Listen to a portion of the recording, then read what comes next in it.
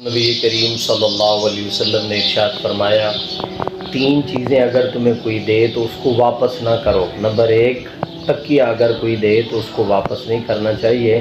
Number दो, अगर तुम्हें कोई शहद दे तो उसको वापस नहीं करना चाहिए। अगर कोई खुशबू दे तो उसको भी वापस ना करना चाहिए।